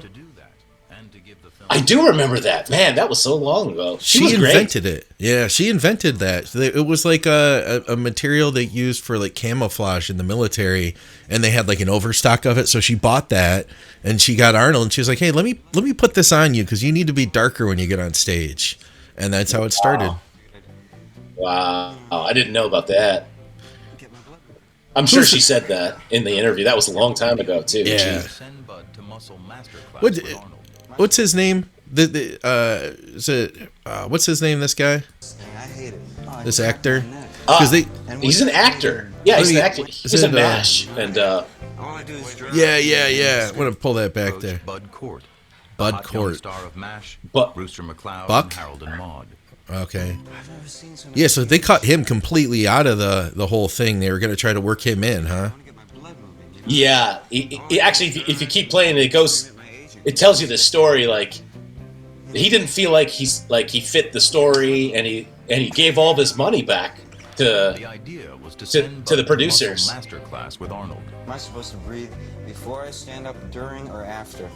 I know this thing. I hate it. Oh, I crack my neck. And when do I breathe in? Breathe out when? When do I breathe? In, out, right. He's a real noob, huh? Yeah. You can tell. And he happened to love bodybuilding.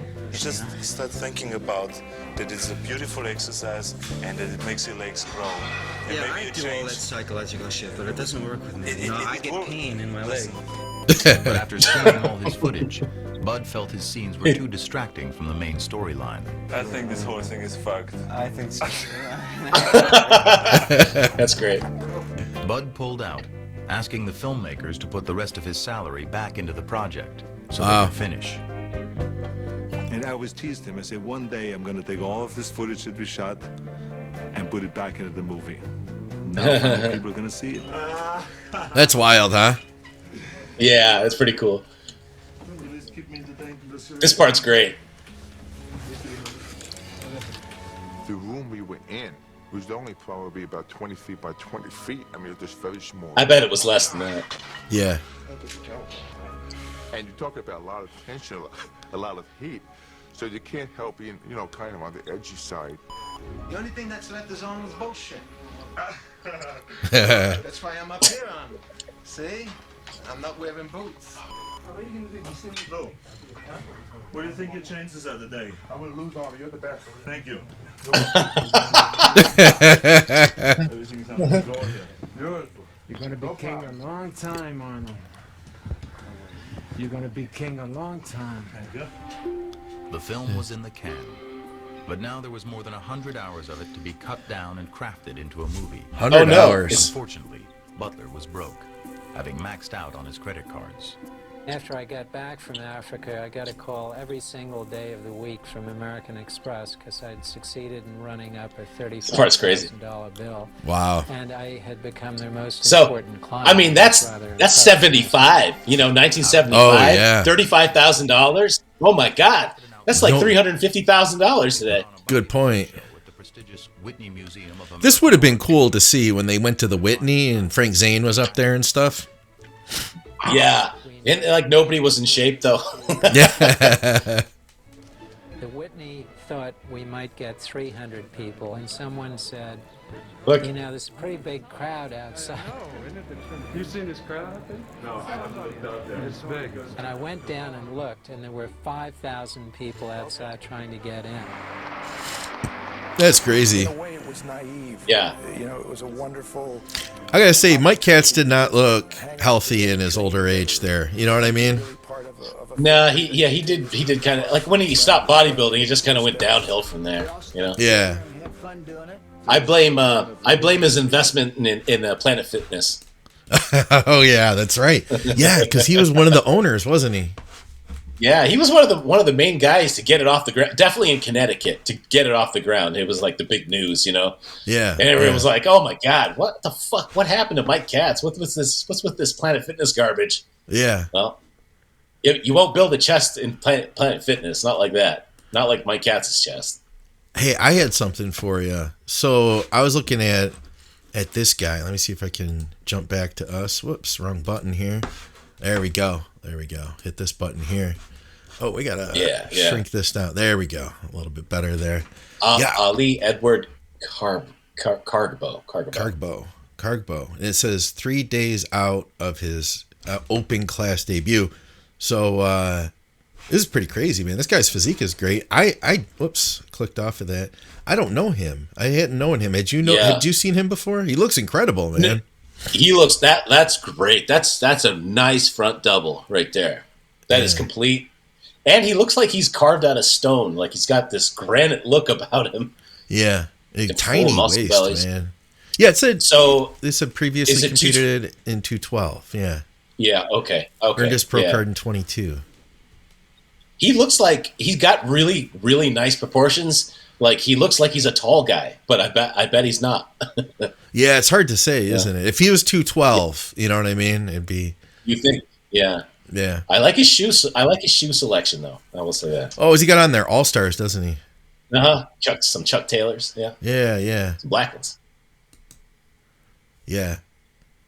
He's real good. I think he might be a little narrow in the clavicles to do a lot of damage against guys that are probably going to be a lot bigger and wider. I can see that. Yeah, I can see that. But he's awesome though. I think he's awesome. Yeah, he looks good, man. He looks good. I'd be interested to see how he stacks up. You just never know until you see him up there. You know what I mean? You got to see him up against everybody else. You just have to. Yeah. Changes everything. Yeah, I went to his profile. They had some more. They don't have him linked here. How did I get to his profile? I think I must have just looked him up or something. Let me see if I can do a search here or something. So he's probably getting ready for the Dubai Pro here in a couple of days then. Yeah, that's what he's doing. It looks like Bocac is too over at the RX page. Oh yeah. They say Bocac is. Let's see what he's got here. A lot of good guys competing in that Dubai Pro. It's pretty good, man. Like he brings that Bocac condition, that's for sure. Yeah. He doesn't have the crazy fullness that he had 5-6 years ago, but he's still pretty good. He won our show. He beat Beirut there a couple of weeks back. Yeah. Yeah, I don't know, man. He's looking good to me. I want to see him with his arms down, you know? I want to see what his chest looks like with the arms down. When those arms are up, I can't quite see. Well, that one arm is down there. I just don't know if I see if he has really thick round pecs, I feel like the shoulders and arms are looking pretty dense. Legs are looking dense, you know? They still look good. They have pop, but they don't have that crazy fullness that, when he competed against Heath, Phil Heath. Yeah. Like those years when he was really thick and dominant that way, he doesn't have that pop in his pecs and stuff when you see him do his most musculars and stuff. Even in his back is a little bit more slight than it used to be. Yeah. But he's also, he's fucking 15 years older than he was, Yeah, no kidding. Back when he was slaying it. Do you remember that video I had shot when it was backstage the year he won the Arnold? Yes. That was I incredible, do remember dude. That was honestly, that might have been his best look to date, honestly. Yeah. That was an incredible look. He looked like a damn bull. He looked like one of those myostatin bulls walking around. Yeah, he did. Let me see. I'm gonna see if I can find that really quick. It might take me a second. So maybe skip it because we've got a bunch of other stuff. We've got enough other stuff to mess with here. Yeah. What else? What else did you have? You had something else too, didn't you? Well, I sent you a video to a guy's name Zem Fitness or Zem Bodybuilding. It's another Indian guy. They're always in my algorithm. Yeah. So, and they love bodybuilding. That's for sure. But this guy does a preview show for the Dubai Pro coming up. And he's got updates on Rubiel and Beirut Tabani and Bocac on there too. And then he talks about a couple of other guys that we don't get to hear about. They're from the Middle East, like Iran. And some of the more unheard of pros that are doing this show. All right, let's see what he has to say. Yeah, you'll want to hear what Milos has to say. Ronnie Coleman type of monster, for sure. Yeah. He's gonna probably overwhelm everybody on the stage. Hey, he's gonna win that damn thing. Okay. I agree. I agree. You think he is, huh? I agree. Yeah, I think so. Out of whoever's competing this weekend, I've seen him. That's a great shot, huh, Lee Priest? Oh yeah, yeah, that is a classic. Like out of those guys there, I just don't see Rubiel losing. No. He's so crazy looking in such a unique shape. Like, I mean, Yes. look at his freaking head and those traps, man, and that neck. Like, he his almost little looks tiny like a pinhead. cartoon character. You know what I'm saying? Yeah. Yeah. Star Behrouz Sabani is going to fight for the title, and he will be vying for $100,000 prize money. Which This is guy a looks huge good. amount. I like his Sabani. physique. He's good. Many fans His think legs Edward are and Pro Show- his legs are big from the side and the back, but from the front, nope, not the quad sweep is going to hurt him against Rubiel. Rubiel's going to kill everybody in the leg department. It's gonna, Yeah, so I see what you mean about Bocac. He just doesn't have the same just like packed look that I've seen him have before. And the place I really see it is like through that chest area, especially. You know what I mean? Just through just all of that, the arms, shoulders, chest, traps, all of that. I've seen that fuller and rounder. there was a point in Bonac's career when he hit a front lat spread like that. Like, it looked like his head was going to get swallowed by his traps. You know? Yeah. But that's not happening anymore. It still looks great. Like, that's a great shot. He still has... He's still very competitive. You know, he's still very... I mean, he's on the tail end of his career, obviously, but... Sure. This is Diasha. This is Diasha. Nathan Diasha. Okay, so he's going to be there too, huh? Yeah, and all three of these guys, Behrouz, Tabani, Nathan Diasha, and Bonac, have all beaten each other recently in the past, I don't know, 4 or 5 weeks. So this makes it like a, I don't know, like a retribution show. But it doesn't matter because Rubiel's going to win. Yeah, I'm watching. I don't see anybody that I see as like, you know, like Rubiel's got some weird shape though. You know what I mean? Though he's not traditionally, and here he is. Yeah, and this is a long time ago too. This is, you know. Yeah. Just that neck is so crazy, man. I've never, and it's bigger now. Like those traps are even bigger now. It flows well though when he starts hitting his pose, and he's in better shape. You know. Do you think is his back bigger than that now? Yes, it is. It is for sure. Even the time that he competed after that, he was way more complete and better conditioned. And then the neck thing was just like, you know, it just kind of blends in. It's not as standout as you think it is. Yeah. I mean, He's going to probably overwhelm everybody on the stage. Hey, he's going to win that damn thing. Oh. He dethroned Nathan Diasha in his first. Yeah. This is the show I was talking about. This is the one with Krizo and Samson. Like, Samson's not killing him, not in the lower half either, you know? No. Yeah, that neck. Samson has huge legs. Crazy. He almost looks like a cartoon character. Like if you were to say, like, hey, AI, make me like the craziest bodybuilder ever. You know, they would do something like that. Yeah. I like the gold chain, though. You know? He needs it. You know?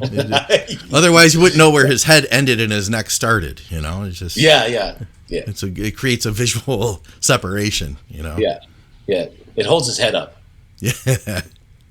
But yeah, his like tiny head. Could you see him getting outsized by anybody? No. Nobody. No. Like, and if he brings condition, it's gonna be weird. I agree though. Like once he starts posing, man, he doesn't look weird in his poses. No. You know? No, it all kind of flows a little bit. This guy's real good. I don't know who his name. I don't know who he is, but he looks really, really good. Great front double, like so complete, huh? Yeah. See how he delivers his physique on stage. The new rising star, all the way from Sierra Leone, oh yeah, this guy Edward we talked about is making his men's open debut in Dubai Pro. I see what you mean. Kargbo. Clavicle's a little narrow, you know. Yeah. But when he's in that front double, I don't see it as much, you know. Yeah. And we don't get to see what he looks like from the back either, and I think that might be a weakness of his. Like, he just doesn't show too much of it. Well, if you don't show something, there's a reason, right? Yeah, you got to show all angles, unfortunately. Yeah. This guy looks nutty. He looks like a myostatin bull or something. He looks like a big, gnarly Russian. He looks like he's... in the current update. I think he's originally from UK, and last year from the he UK. competed in Tampa Pro. Not Russian. Was at I can see UK. I just can see behind UK because he's got that like Hollingshead look to his skin. You know what I mean? I was just about to say that. I was like, he looks kind of Hollingshead hard. You know? Yeah. Yeah. We saw him in Mr. Big Evolution Portugal Pro, where he took 11th place. Khalid Aouni from Egypt is stepping on stage after 3 years absence. All right. We saw him in no pec tear. That's just the way that it kind of looks. Yeah, I was wondering about that. Yeah. He's pretty good, man. Like, he's complete. I like his legs. Really good. They're real hard looking too. That very Egyptian hard look that those guys can get. Egyptian hard. You know what I mean? Yes. I know exactly what you mean. I've gotten beaten by some Middle Eastern guys before. Yeah. Easy. From South Africa, I didn't know it at the time, but I was like, how do they get the skin like that? And I realized many years later, oh, they're Egyptian or Middle Eastern. Oh, yeah. Big Man Weekend Pro with 7th place. He's another. This dude is like 6'5"-ish. You're kidding me. He's like taller than Samson, way taller, like a head taller than Samson is. So he just needs more size, you know. Yeah, a lot more. Last year in Dubai Pro. And now he's making his pro debut this time. In the update, he's weighing in at 271 pounds, 6 he's days big, dude. out to the show. 271, so he's got to be tall. In the lineup, Mikhail yeah. Maslov has given a preview of his physique 4 days. I just don't see like I'm not going to take anything away from any of these guys. Well, this guy's they're all pretty dang good. He recently competed in India in Sheru Classic in 212 division, but this time he's making his men's open debut in Dubai Pro. Vilius Sosnovsky from Lithuania is also going to compete very first time on a pro stage. That's nasty Russian conditioning. Look at those hams too. Those are just hard from every direction. Great wheels, just really good wheels. Ali Salim is working with coach Milos Sarchev for his first pro show, Dubai. Milos Sarchev. He's working with Milos. We know he's going to be full. He has amazing yeah. I think he's a little too full right now. Yeah. He's not like I don't think he's in like he's not the best shape. He looks like he'd do a lot of sweating right now. You know what I mean? yeah, he would be. Yeah. And that might be to his advantage if he does. Yeah, could be. To compete all the way from Canada. Robin looks like a child still. He's got that baby face. You know what I mean? Yeah. So stay tuned, guys. Well, I'm with you. You mentioned you felt like Rubiel is going to be the favorite for that. You know, it's going to be hard to to beat that much size. You know? Yeah, he's got the freak factor and really good conditioning. Yeah. And, I mean, just those two alone in this lineup, it's a slam dunk for him, I think. And then he's on his way to the Olympia, which will be even better. Yeah. Yeah. It'll be cool to see him there, man. I want to see how he looks standing next to some of the guys that we know look real complete from head to toe. Like, it's just weird, man. When you see him standing there, he has such a unique silhouette. And I don't know if that's going to be considered like acceptable. Do you know what I mean? I know what you mean. He doesn't look like anybody else, but that's a good thing, I think. Like his waist is not blown out and fat and big. It still matches everything else in his body. Yeah. He does like a front double and there's a nice taper there. From the back, it's not wide. Like anything that could potentially be a weakness for him is just doesn't. When he starts posing, there's no weakness there, really. Yeah. You know? Yeah, it's surprising because when he starts posing, I'm waiting for it to not look right, but it looks really good, you know? Yeah. And you know what? His upper body, maybe you could pull a picture of this from Instagram or something, but his upper body looks really, really similar to like Bertil Fox in his prime. Yeah. Let me see. Like the same muscularity, the same muscle bellies. And Bertil Fox had this pop, like this, just things would just pop on him. Rubiel's the same way. Yeah. Let me see here. We'll pull up his Instagram here. See what we can find. What are we looking for now? Oh, I don't know. I thought maybe you'd look for some pictures of Bertil Fox. Oh, Bertil Fox. Okay. Yeah. I thought you wanted me to bring this guy up here. Shit, you can if you want to. I mean, he looks like Bertil Fox to me. All right. How do you spell his name? Oh, let me pull him up too. Bertil. Okay. Bertil. Fox. And I doubt he has an Instagram page. There he is. We'll just pull him up on Google here. Yeah. So you see a similarity. You see what are we looking at here? How about this? Go to the first picture. Go to the first picture on the left there, the very first one. Yeah, that side shot there. All right. That's Let's see if I can open that up. He's got a lot of the same striations Rubiel's got going on, especially across the pecs and the huge arms and stuff. Huh.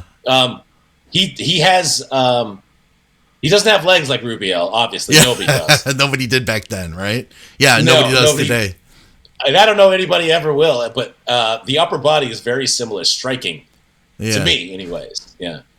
So I had something else for you. I was watching Ivan, and he just did a video on Brandon Curry. Did you see that one? I did see that one. I was going to want to talk about that, but I didn't know if you wanted to do Ivan again. I love Ivan. I do too. Every time. I do too. Yeah, I've been watching his videos constantly, and he had this video up here. Let me see if I can bring this one up for us. Ivan and Fozzie are my go-tos for like the immediate news and bodybuilding media. You know, there's Brandon. I haven't watched Fozzie as much, but I like his stuff too. When we watched that last week, he said it. Brandon Curry right now doesn't look any better than Chris Cormier right now, and that actually he's even smaller. Which was also the reason, basically, why Abdullah stopped working with Brandon. He thought that Brandon did not have a proper off-season and that he lost a lot of muscle. And since they have trouble getting him in shape, it's not even worth it to start the prep 11 weeks out. So this isn't a current picture of Brandon. No. But that was current of him training. That was current. Yeah. So he's...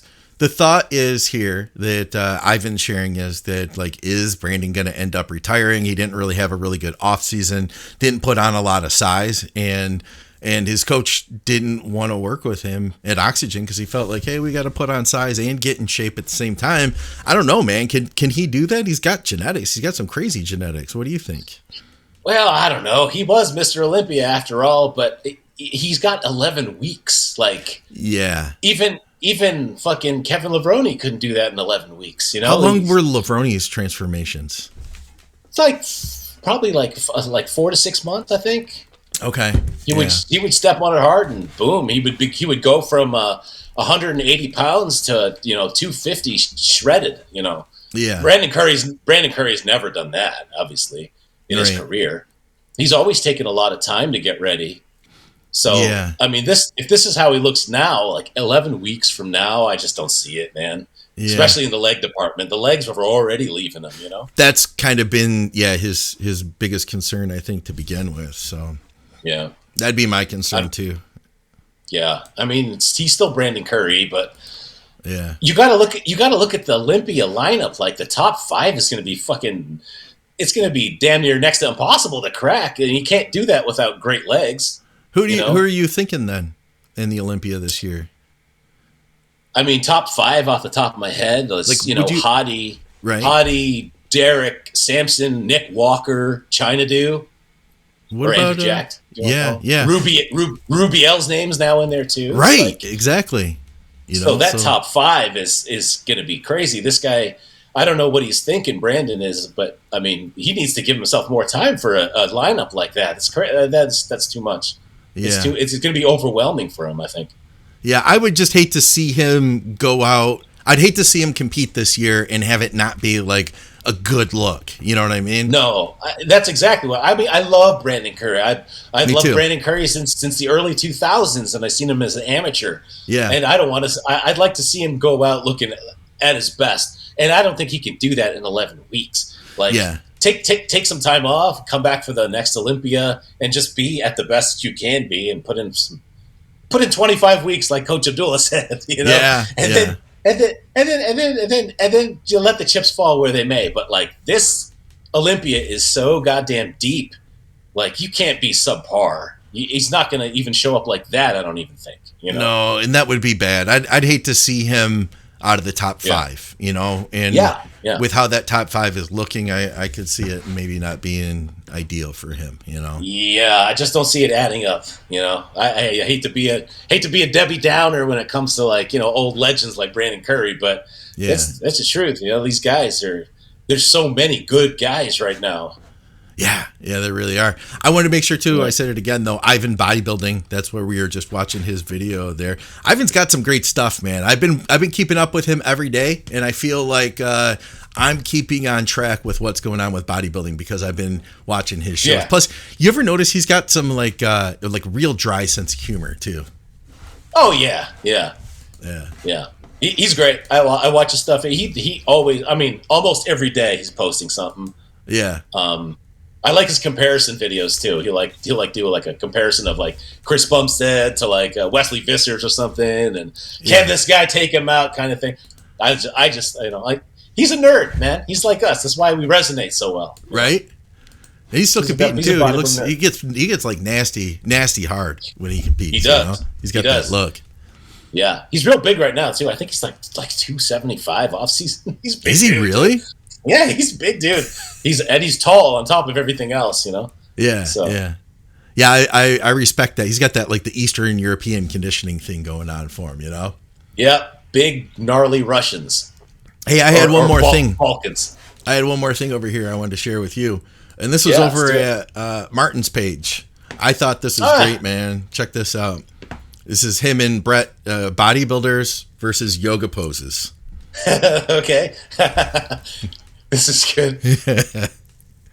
Yeah. Oh, that's pretty good. I mean, you know, it's downward dog, right? That's pretty good. Oh boy. Now we're getting more. Okay. Oh, that's pretty good. That's pretty good. Yeah. That wasn't bad. But this. Oh boy. They look like turtles that have fallen on their backside. Yeah. Just trying to get up. No, they're not even gonna. No, Bret can't even do it. It is what it is. God. Yeah, that was good. That was good. They got 2 out of 3 is pretty good though. I mean that last one's advanced shit. You know, not everybody can do that. So Martin's going to the Olympia this year, and that's another name that's really good. Like he's got a top 6 physique, I think. Yeah. I mean, he's put on so much size.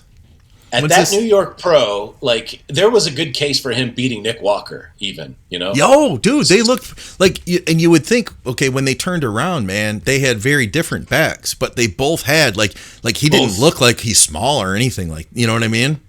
Neither one smoked each other on any pose, and in fact, I want to say that Martin's front double smoked Nick Walker's front double. You think so? Why? Because of the waist?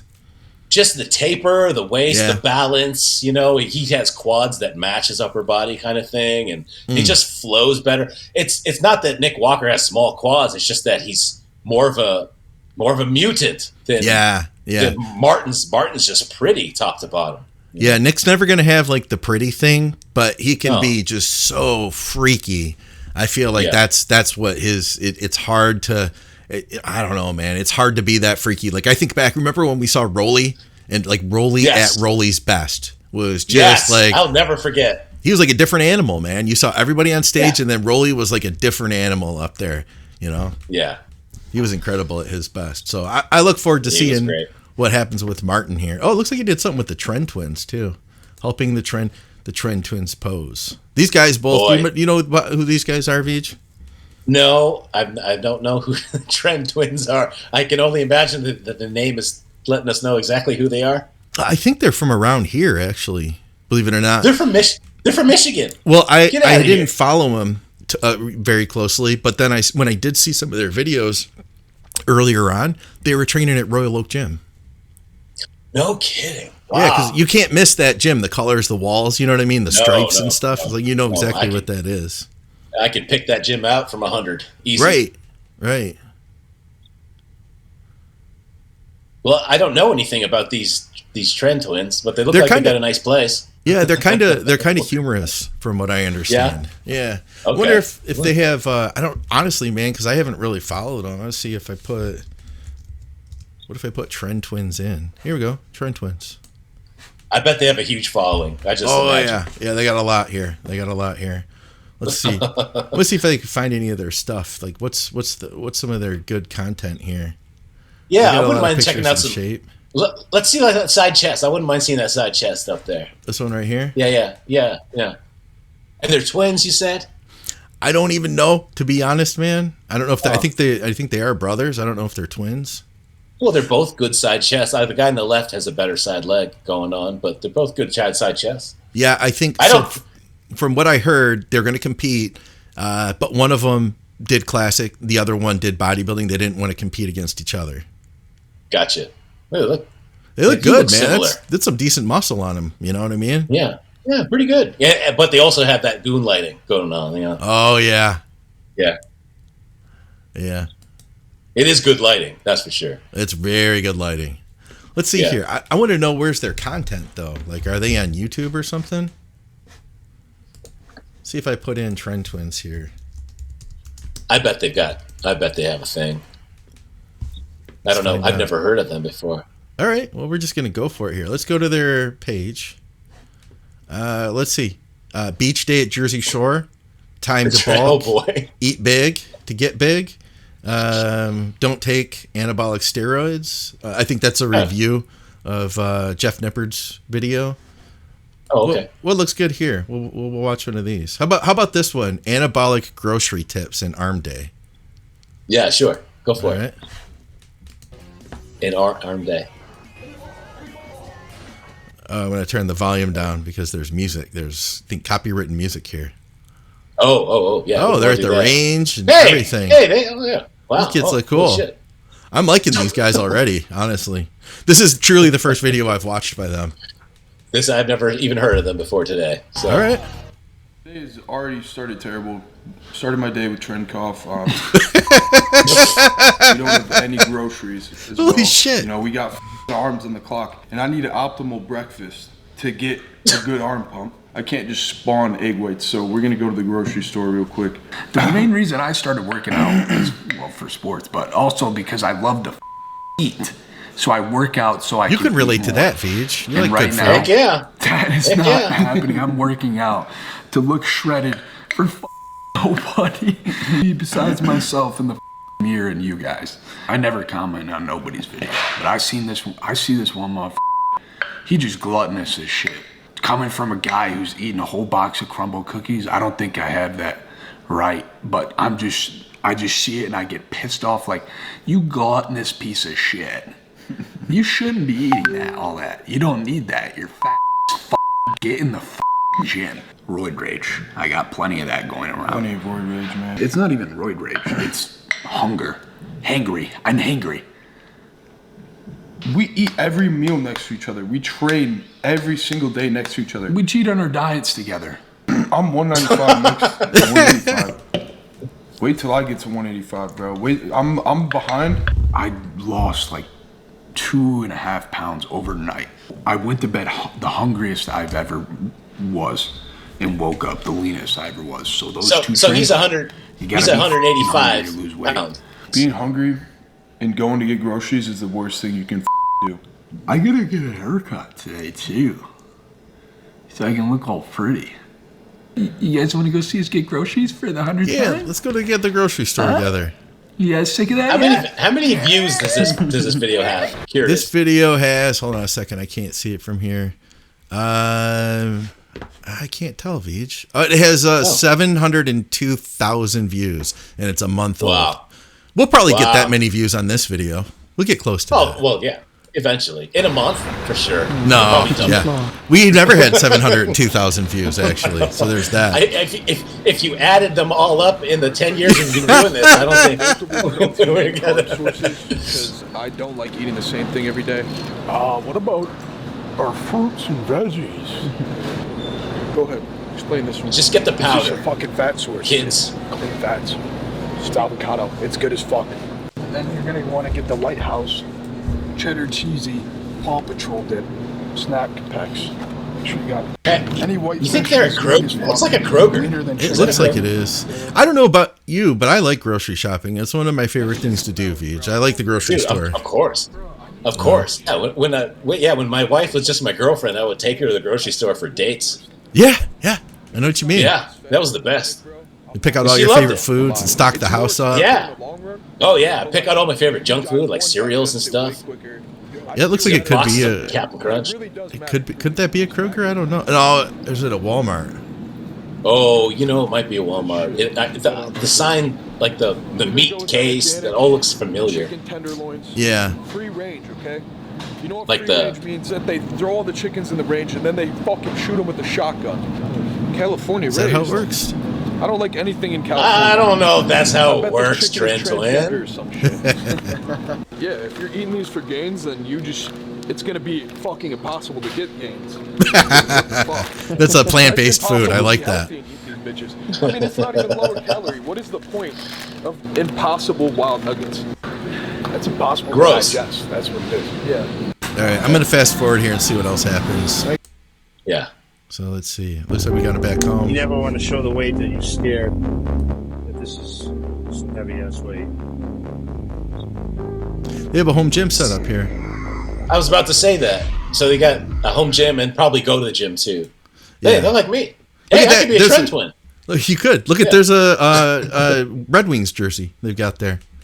You're right. And look at and Pistons. So they and look at Michigan, something else. So they're definitely they're definitely They're Detroit. I don't know if they live here anymore though. I would imagine because they're like literally famous now. You know what I mean? Well, you could be famous and still live in Detroit. I thought I heard they moved somewhere else. That's all I'm saying. I mean, I would too, wouldn't you? You know, if you got famous well, sure, yeah. Go somewhere where it's warm all the time, like Tennessee. There you go. Yeah, I never got famous, but I sure did go somewhere it was warm all the time. You got famous on BNR, and then you moved to Tennessee. You know, yeah, there you go. There you go. Yeah, we hit 700,000 listens after 10 years, and I moved to Tennessee. I said, "Fuck it, I'm going to retire." Yeah. Yeah. So, do you think this was their real workout, or are they like BSing this workout for the video? It's tough to say. At least they're getting a pump. That's for sure. You know what I mean? Yeah. They've got some good muscle on them. That kid's got some good bicep peaks, actually. Yeah, no, they're all put together pretty well. They're about 185 pounds each, so that's a pretty good weight. I like that weight. That's actually that's a very comfortable weight for me to be at too. I mean, if I'm going to be like win in shape, like close, like within striking distance, 185 is a good weight. Okay. I was more like in the 200, somewhere in there, and then yes, you're definitely bigger. Well, I don't know about bigger, just but it was like 200, and then maybe 190 would be my spot to be in shape. That's your spot. Yeah. I mean, I'm like 220 now, but it's a very different 220. So you know what I'm saying? Oh yeah, sure, yeah. Body composition. What are you gonna do? I don't even think I'm 200. I think I'm about probably like one. Hold on, let me do the old fat test. Let me grab some love handle. Yeah. 198. 198? That's my guess. Yeah. According to the love handle test, 198, maybe 200. This video, how old is this video? I got to pull this up here a little bit. Did you say it was like, you said it was like a couple months old, you said? Oh, yeah, 1 month old. So I wonder if this is before they competed. Because I think the competition recently happened. Yeah, like, kid's got a good taper, good shape, you know. Yeah, I haven't seen like a pose where I was like, weak pose. Everything looks good so far. I don't think they use trend like you would assume, you know, based off like I haven't followed their stuff, but from what I gather, they're not like necessarily. They're not doing they're not doing 100 milligrams a day. Yeah, I'm not seeing them do anything crazy here. You know, these are just like standard home gym workout stuff. Yeah, this is just a pump up workout. This is something like I would do. Like I said, I could be a Tren Twin, just way older, and a gargoyle. Yeah, it was good. Yeah, it was good. I want to see one more thing though. Let me go back here, Vij. I want to see because I'm curious because people have told me they're very funny. There's a lot of humor to the Tren Twins. Do they have many shorts? No, they don't have many shorts. Let's see what this one is. Oh, there's gonna be some. List. Everybody keeps asking for it. It's in my highlights on my Instagram. I'll link it in the description. If their form, ability, and power are exactly the same, why is it that one? These aren't funny. Look at me. All right. This looks like an Anytime Fitness. That I know. Yeah, that sure does. That sure does, doesn't it? Yeah, I can tell by the paint. Yeah. Yeah. Wonder what their most popular video was. Oh, here we go. Planet Fitness. Oh, there you go. Did they get kicked out like Sam Seelick does? I'm wondering here. Have you watched many of Sam's videos? A few videos here and there. He's pretty funny. Is he? I haven't honestly seen any of them. I've seen a couple. And clips. I don't mean like I don't mean like he's funny, like he's like witty, or like he's trying to be funny or he's charismatic or anything. Okay. I mean he's funny because he is completely bodybuilding, one dimensional. You know what I mean? Like you and I have been at points in our lives. You know what I mean? Yeah. And so I think it's funny when I can relate to someone like that who's going through that. Yeah.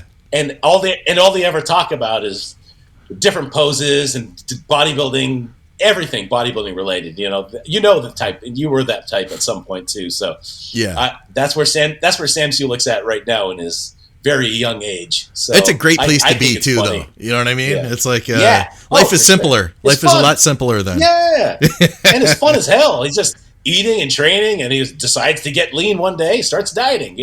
He's not going to do a show. He just wants to get leaner. This is how you do bodybuilding, man. This is it. You know? The kid's strong He's too. doing it. He's ridiculously strong from what I've heard.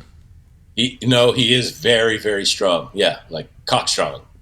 Shouldn't be that strong for a young man like that. So I'm waiting to see if they get kicked out here. I mean, these are pretty heavy dumbbells to be curling at a Planet Fitness. Curling the 70s. Do you ever curl the 70s, Vij? Oh, hell no. No way. No, there's no reason for that anymore.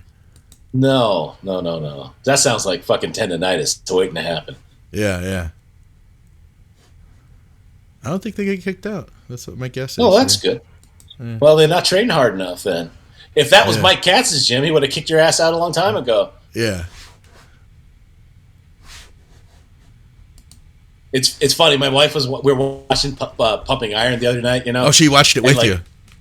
She did, and it was like Lou Ferrigno was up in New York, and he's training, and like she doesn't know like he was deaf, So when he's training, he makes a lot of noise, a lot of he's groaning. He can't hear himself. He's deaf, and like nobody else is doing that, and she was just like, does everybody make noise like that? I was like, no, he just can't hear himself. So I don't know.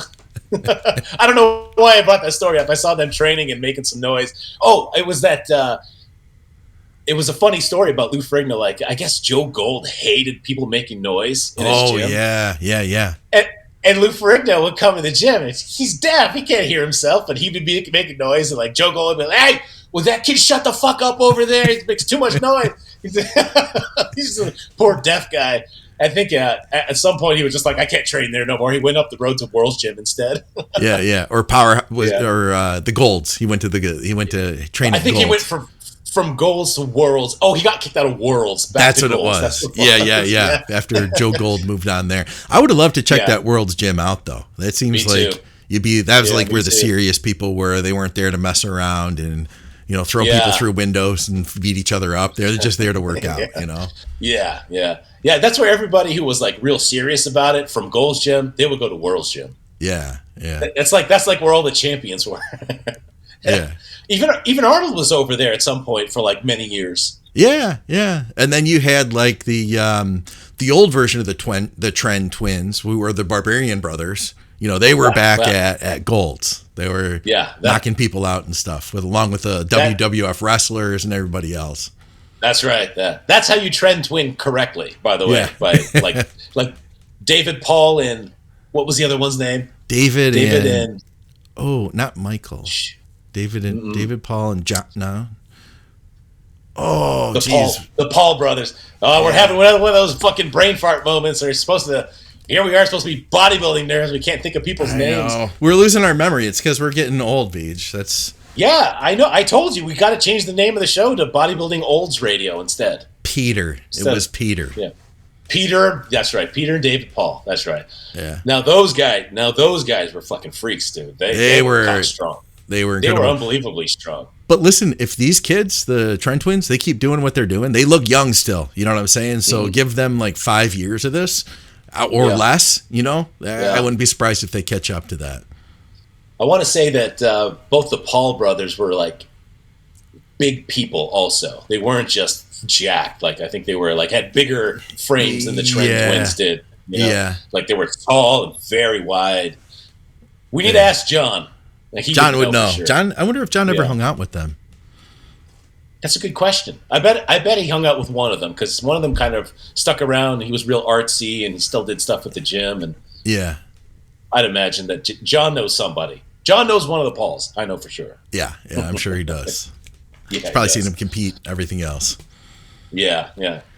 All right, that's all. That's all the stuff we had, I think, isn't it? That's it. Yeah. Shoot. Yeah. A couple of hiccups here and there, huh? I think we still made it.